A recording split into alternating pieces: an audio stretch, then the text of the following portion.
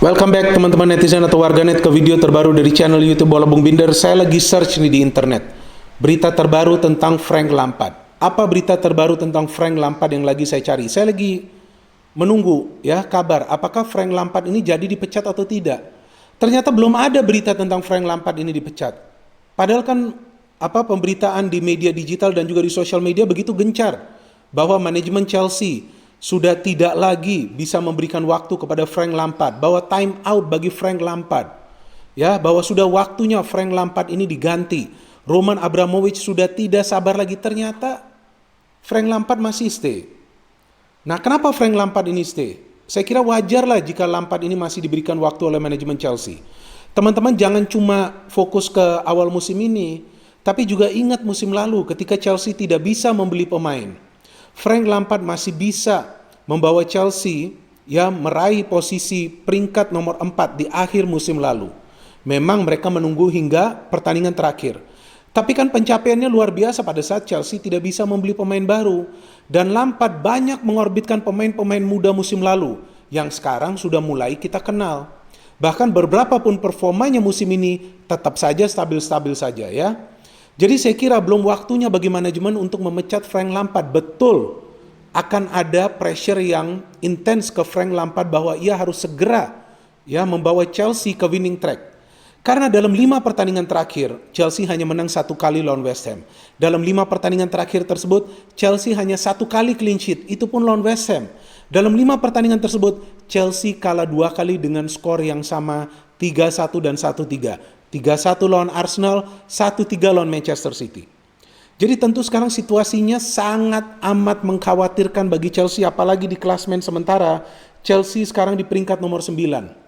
Artinya mereka sudah jauh tertinggal dari persaingan papan atas untuk meraih gelar juara English Premier League. Oke, kita lupakan untuk bersaing meraih juara, tapi paling tidak kan mereka harus finish di top 4 agar bisa bermain di UEFA Champions League musim depan. Jika tidak, tentu ini akan menjadi kerugian yang besar bagi Chelsea yang telah belanja begitu banyak pemain.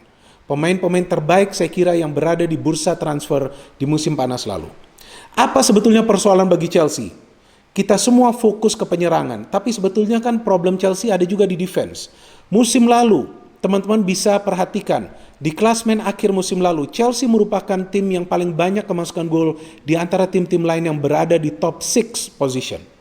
Oke, di musim ini, Chelsea juga merupakan tim yang banyak kemasukan gol di antara tim-tim besar lainnya. Salah satunya, ya saya tidak katakan bahwa yang paling banyak kemasukan gol.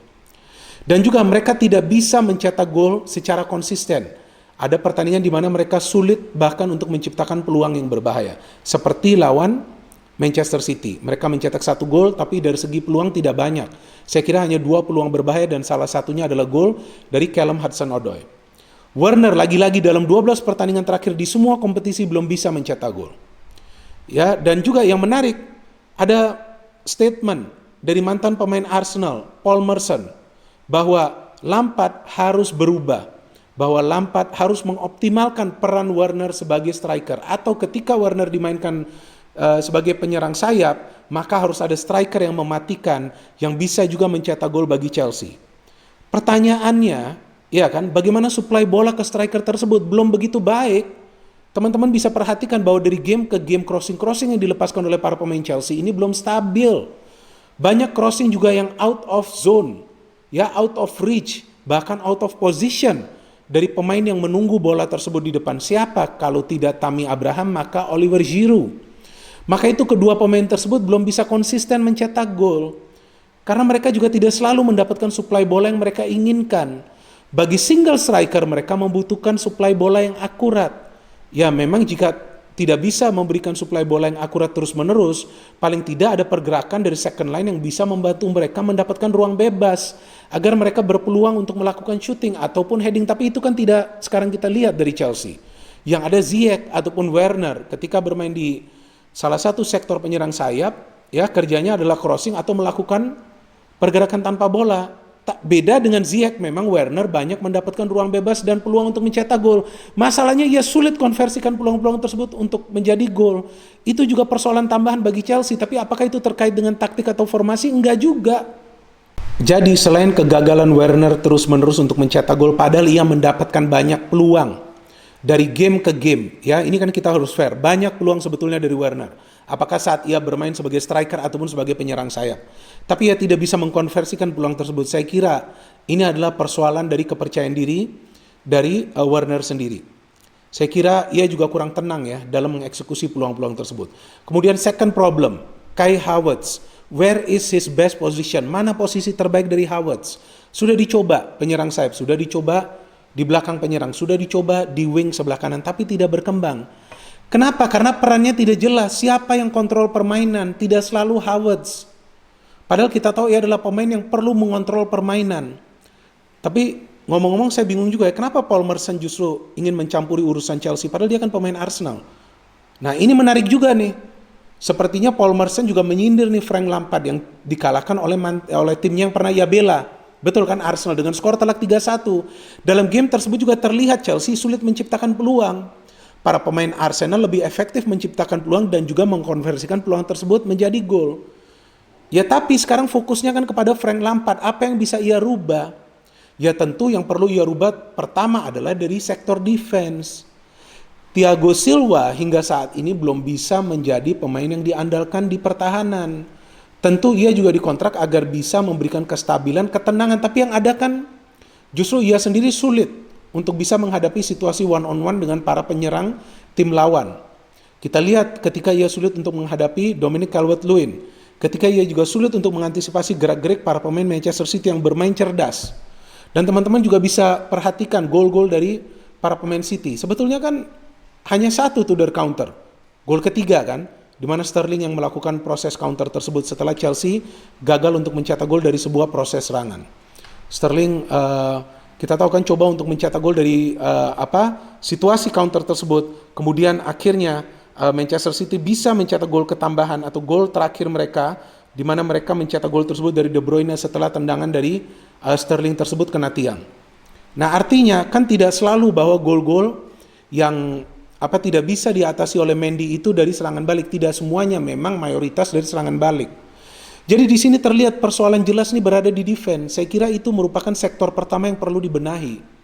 Jadi ketika tim fokus pada penyerangan dan mereka gagal mencetak gol, paling tidak dari segi defense, mereka bisa mengatasi serangan dari tim lawan. Itu penting sekali teman-teman. Jika menyerang saja sulit mencetak gol, mempertahankan defense saja sulit, ya tentu yang ada tim tidak akan bisa meraih poin dari game ke game. Itu kan yang terjadi sekarang dari Chelsea dalam 5 game terakhir. Kan teman-teman perhatikan, hanya satu kemenangan, itu pun lawan West Ham. Nah jadi saya kira perubahan itu yang perlu dilakukan dari defense, baru kemudian fokus ke tengah. Bagaimana Kante ini tidak hanya berjuang sendirian. Seringkali Kante ini berjuang sendirian karena Mount fokus ke serangan. Kovacic juga sering membantu serangan. Jika Havertz bermain berarti ia juga akan membantu serangan, berat bagi Kante. Baru terakhir adalah di sektor penyerangan. Tidak peduli siapapun yang bermain sebagai striker, tapi bagaimana umpan-umpan bisa diberikan lebih akurat. Ziyech dikatakan jika tidak bermain Chelsea sulit mereka menang. Justru Ziyech bermain lawan City, Chelsea tetap saja dibantai. Kenapa?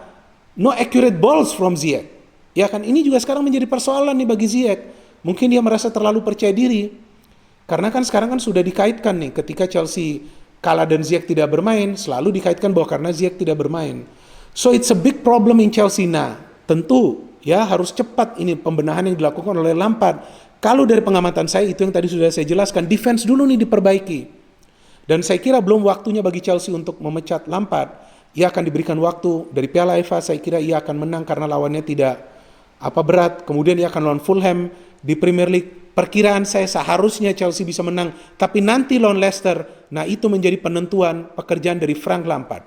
Jika lawan Leicester, Chelsea kalah, maka bisa saja kemungkinan, belum pasti, Lampard bisa digantikan oleh pelatih lain. Karena tentu jika nanti ia kalah lawan Leicester, Leicester adalah pesaing Chelsea tentunya untuk menempati urutan nomor 4 nanti di akhir musim. Bisa saja nanti manajemen Chelsea berubah pikiran dan memberhentikan Lampard. Karena sudah terlalu lama nih Chelsea tidak bisa konsisten. Karena yang diperlukan itu berkali-kali saya tegaskan adalah konsistensi untuk meraih poin.